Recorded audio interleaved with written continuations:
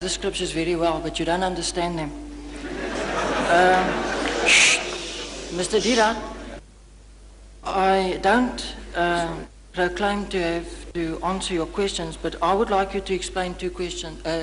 I'd like you to explain two issues, to me. And that is the first one, when Peter walked on the water to Jesus, then he sunk into the water. Jesus stooped down to help him, and then when they both got into the boat, according to the Bible, it says that they worshiped him in categorical English.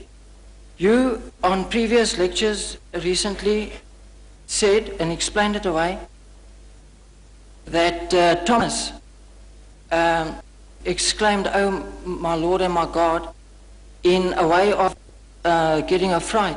But in a case that I'm sure that Jesus would have rebuked him, knowing the law of the commandments, don't take the name of your God in vain, because that would be clearly taking God's name in vain. Would you kindly just explain it to me?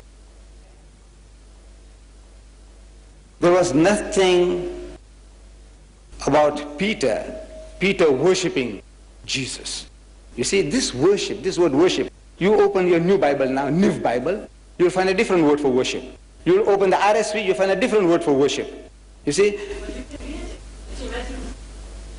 Right, but what are the alternative, what are the synonyms used for worship?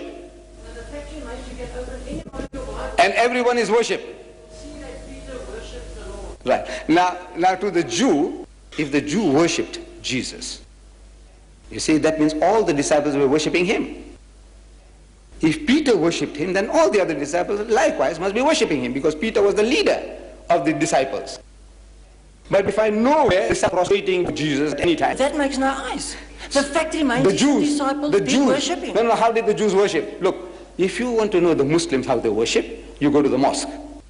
Go to the mosque and see how they worship. You see, Allahu Akbar, they stand, they read chapters and verses, they go into semi-bend position, they get up, they go down to the ground, touching the forehead onto the earth. This is how the Muslims worship, right? So if I said, look, this chairman or the people worship that, meaning that they loved him with exceeding love, right? But now you say worship. Now, if the people have a wrong idea, they say, look, what did they do? Did they make ablution and come? And did they fall down prostrate before Mr. Didat? He says, no. He said, what do you mean they worshipped him? He said, no. Oh man, they were gone mad after him.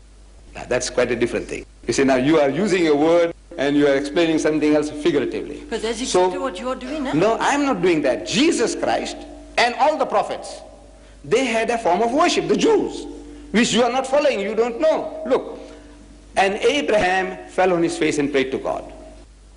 And Moses and Aaron fell on their faces and prayed to God. And Joshua fell on his face and prayed to God. And Jesus fell on his face and prayed to God. Look, everybody falling on their faces and praying. What is this? This is the way you worship God. Fall on your face and pray. The Pope, wherever he goes, he kisses the ground. He makes the prostration, as the Muslim does. See, maybe, I don't know, he's communing with the soil or what, I don't know. But he's doing exactly as the Muslim does. Then you might say he's worshipping the ground. He goes to Nigeria, he worships the ground there. He goes to Poland, he worships the ground there. No, he's not worshipping.